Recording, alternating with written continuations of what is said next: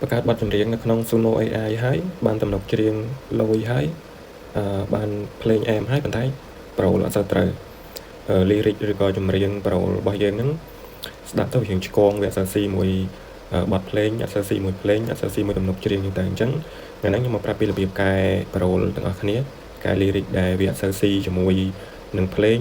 វារៀងភ្លាវរៀងឆ្កងអីចឹងទៅដើម្បីយើងកែវាបានល្អឥតខ្ចោះឬក៏ពាក្យកន្លែងណាមួយវាអត់សូវច្បាស់អីចឹងទៅយើងចូលទៅកែវាឡើងវិញដើម្បីឲ្យវាច្បាស់ហើយយើងរក្សាទំនុកច្រៀងនិងភ្លេងរបស់យើងនៅដដែលអញ្ចឹងកុំឲ្យខាតពេលវេលាយូរអ្នកនរគ្នាទៅមើលមួយខ្ញុំទាំងអស់គ្នាអញ្ចឹងជំហានដំបូងយើងចូលមកក្នុង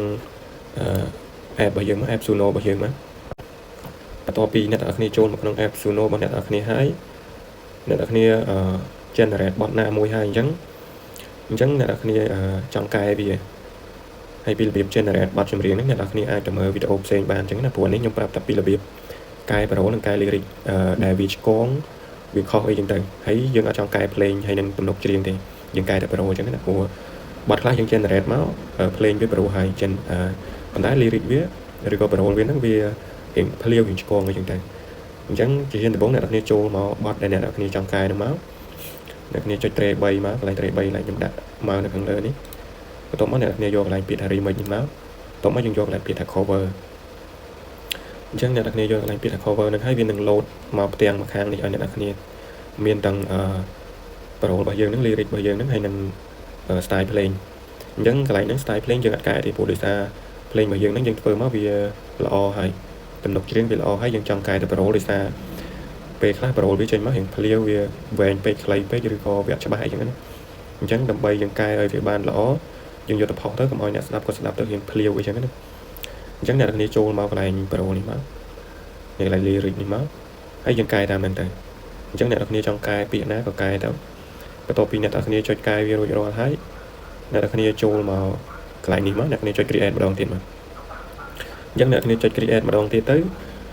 វានឹង load ពីបទថ្មីហើយពីបទថ្មីនៅខាងលើនេះហើយអ្នកនរគ្នាចាំទីដោយសារ internet slow វានឹង load ពីបទនៅខាងលើនេះហើយអញ្ចឹង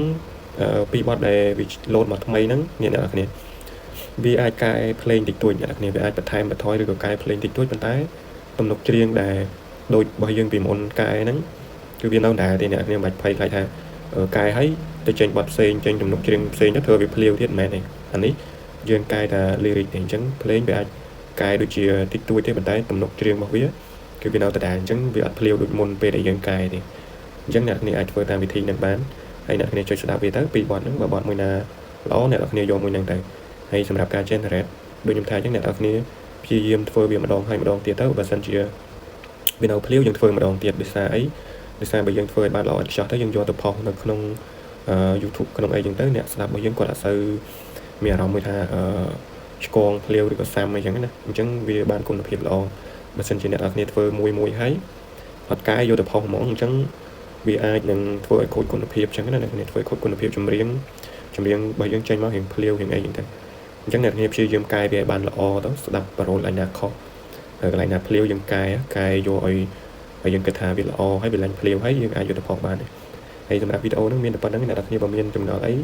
អ្នកនរគ្នាអាច comment សួរខាងក្រោមវីដេអូហ្នឹងបានណាបាយ